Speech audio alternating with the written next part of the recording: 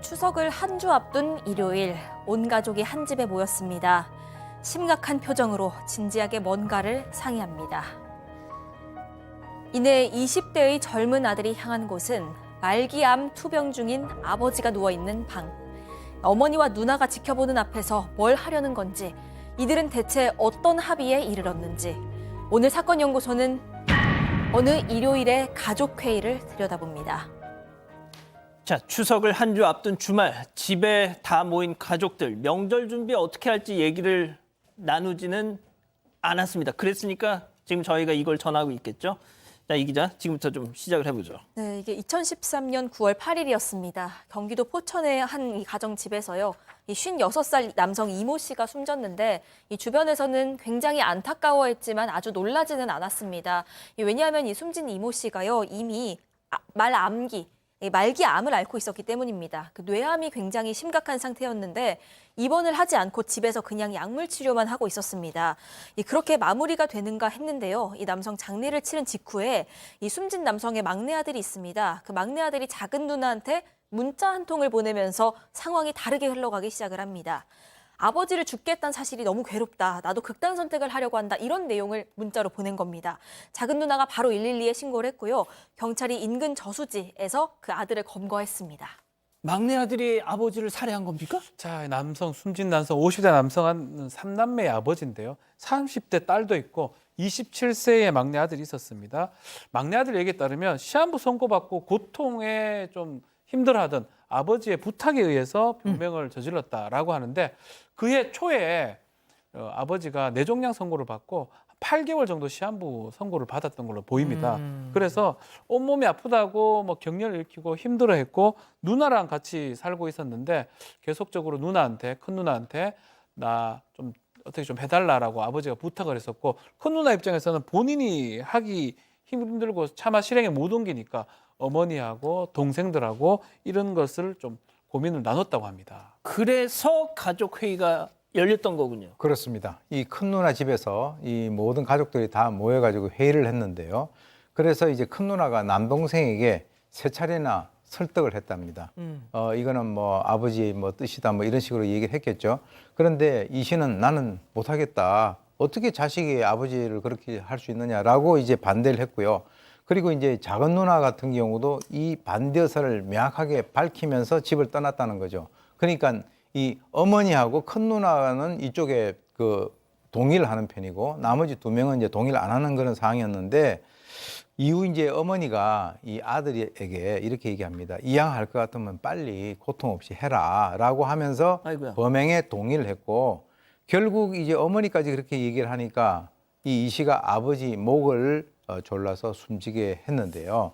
이때 이제 어머니하고 큰 누나가 이 모습을 갖다 옆에서 지켜봤고 아버지에게 아버지 가실 때 됐으니까 잘 가십시오라고 인사까지 했다는 거죠. 그런데 이게 이제 사실은 시신을 화장하고 또 뭐 병을 오랫동안 앓고 있었기 때문에 이게 그냥 묻혀질 뻔했었는데 아까 나왔듯이 이게 그 아들에게는 죽을 때까지 엄청난 가책을 주는 것이거든요. 이 정신 건강상 견디질 못합니다. 그래서 가책이 시달리던 아들 이 씨가 이 사실을 모르는 작은 누나에게 결국 털어놓음으로써 이것이 수면 위로 올라온 거죠. 자, 뭐 당연히 이건 정말 천인공노할 범죄죠. 하지만 어떤 속사정이 있었을지 조금 짐작은 되는데 말이죠. 이 가족의 목소리 직접 한번 들어보시죠. 아빠 죄송해요. 아빠가 나 병원으로 해준다고 그러면은 그냥 편하게 그냥 가시라고 그냥 갈 거면은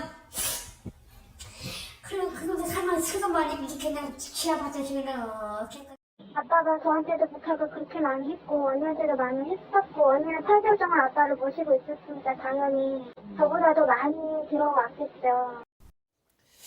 그러니까 뭐 굳이 따지자면 안락사 그렇게 가족들은 주장을 했습니다. 지금 보신 것처럼 근데 JTBC가 당시에 저 사건을 취재를 했습니다.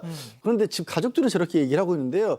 주변의 주민들의 얘기는 좀 달랐습니다. 가족들은 뭐 굉장히 오랫동안 고통에 시달리면서 대소변을 받아냈어야 했다라고 했는데 이웃 주민은 무슨 소리냐. 그 집 아버지 최근까지도 걸어다니고 운전까지 했다. 뭐 6개월을 누워 있어서 대소변 받아내고 이런 거 거짓말하는 거다 이렇게 다른 주민은 주장을 했고요. 더 무서운 얘기가 있어요. 또 다른 주민은요. 그 아버지가 그 돌아가시기 며칠 전에 나한테 딸이 날 죽이려 한다. 아이고야. 무섭다. 이런 얘기를 했다라는 거예요. 그런데 또 이게 뭐 위원장 같은 게 남아있진 않습니다. 그러니까 아버지가 저번에 원하는지 알 수가 없는데 가족들은 이런 말을 하니까 아니 가뜩이나 마음이 힘들어 죽겠는데 누가 어디서 도대체 그런 얘기를 하느냐라고 또 굉장히 강하게 반발을 했습니다. 누구 얘기가 맞는 거예요? 그러니까 이 가족이 한때 단란했던 건 맞는데 이게 단순히 병수발을 오래 든 것만 문제가 된 게 아니었고요. 일단 아버지가 경제적으로 굉장히 어렵게 혼자 살았습니다. 그러다가 투병을 하게 됐는데 병원비 감당이 안 돼서 입원 치료도 못 받았을 정도입니다. 결국 그래서 큰 누나가 이 아버지를 본인 집에 모시게 된 거였는데요. 큰 누나도 절대 쉽지가 않았습니다. 살던 집이 경매로 일단 넘어갈 위기에 처해 있었는데 어떤 도움도 못 받고 있는 그런 상태였고요.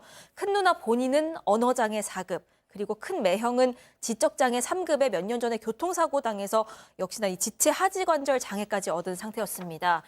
그래서 공장에서 버는 100만 원 월급이 있었고요. 여기에 더해서 장애연금 11만 원 가량 나오는 게 수입이 전부였는데 이런 와중에 친정어머니까지도 이 경제적으로 부양을 하고 있었던 겁니다. 이 막내 아들은 회사원이었는데요. 27살이니까 사회초년생이었습니다. 이 막내 아들까지도 그 큰 누나네 집에다가 20만 원 정도 생활비를 보태고 있는 그런 상황이었습니다. 하지만 이 돈을 가지고도 어쨌든 아버지에게 다른 치료는 못했고요. 그냥 진통제 값으로만 매달 30만 원씩을 지출하고 있었습니다. 뭐가 됐든 치료는 엄두도 못 내고 아픔만 잊게끔 진통제 값만 나갔다. 자, 오 교수님 뭐가 됐든 정말 벼랑 끝으로 몰리고 있었네요. 예, 뭐 전반적으로 봤을 때 참 이 인생이라고 하는 것이 고다라고 하는 그런 그 말이 떠오르는데요. 실제 이제 그 이 숨진 아버지가 정말로 자기를 좀 죽여달라라고 얘기를 했는지 여부가 이제 상당히 그 뭐 수사를 하는 데 있어서는 뭐 쟁점이 되겠죠. 그래서 이제 수사한 그 경찰 관계자의 말에 의하면 사실 이 노인들 같은 경우는 아이고 이제 죽어야지 뭐 이제 이렇게 얘기를 갖다 하는 그런 경우도 있고 특히 이제 이 아버지 같은 경우는 암으로 인해서 상당히 극심한 어떤 고통인데 그런 고통 속에서도 제대로 된 어떤 치료를 받지 못하고 집에서 그것을 갖다가 감당을 해야 되는 그런 여러 가지 어떤 안타까운 그런 사정은 충분히 이해가 되긴 됩니다만 이거는 이제 문제가 뭐냐면 이 아버지가 가지고 있는 이 어떤 신체적인 그 고통을 딱 그 막내 아들에게 그대로 정신적인 고통으로 전이를 시켰다라고 하는 그런 점에서는 이거는 절대 어떤 그 상황에서 이런 행동을 갖다가 해서는 안 된다라고 하는 그런 교훈을 사실 뭐 이 병과 죽음을 앞두고 있는 모든 인간들에게 어떤 교훈을 주는 그런 느낌이 듭니다. 예. 뭐 재판부 역시도 좀 고민이 필요했겠어요. 굉장히 많이 고민을 했습니다. 그리고 1심은 이제 가족들, 그러니까 피고인들이 원해서 국민참여 재판으로 진행이 됐고요. 그 자리에서는 계속했던 얘기, 그러니까 안락사를 주장을 했습니다. 다만 최종적으로 재판부가 봤었을 때 일단은 설령 그 아버지가 뭐 죽여달라라는 말씀을 하셨더라도 평상에서 그 당신들 얘기에 따르더라도 이게 굉장히 고통받고 있는 상황에서 한 얘기라서 이걸 정말로 진짜로 믿을 수가 있느냐. 게다가 이런 얘기를 한 겁니다. 설령 내일 정말로 죽을 사람, 그 사형수라 할지라도 내일 사형당할 사람이라도 오늘 죽이면 이건 살인죄가 맞다라는 겁니다.